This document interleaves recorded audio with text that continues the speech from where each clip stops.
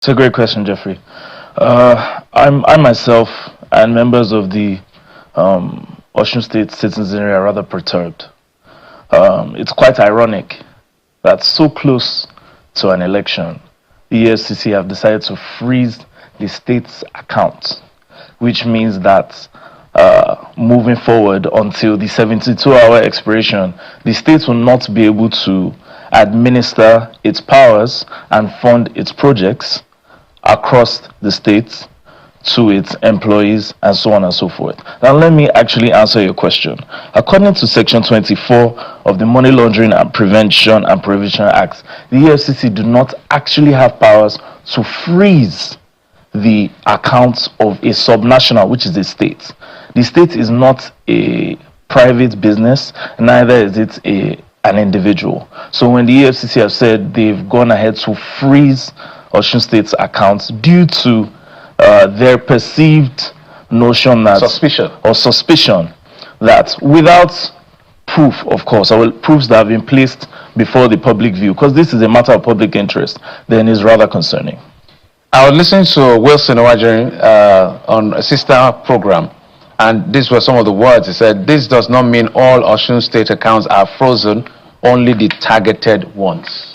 Because the initial reports we got, it felt like the old, I don't know whether that's where the bulk of money is or just part of where the money is. They said they have been monitoring a specific account and they decided, okay, this particular account. So is it from what you know? Yes. Is it the entire accounts that belongs, is this all the account that they have in this bank, or there are other accounts they could use to run and fulfill their obligations? So I'd like to highlight that, again, this is not a business entity.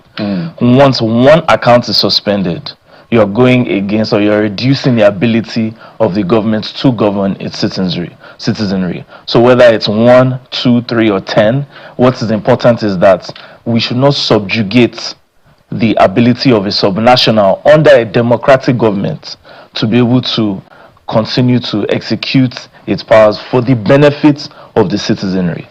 We'll go political in just a moment, but let's stay with this issue of finances.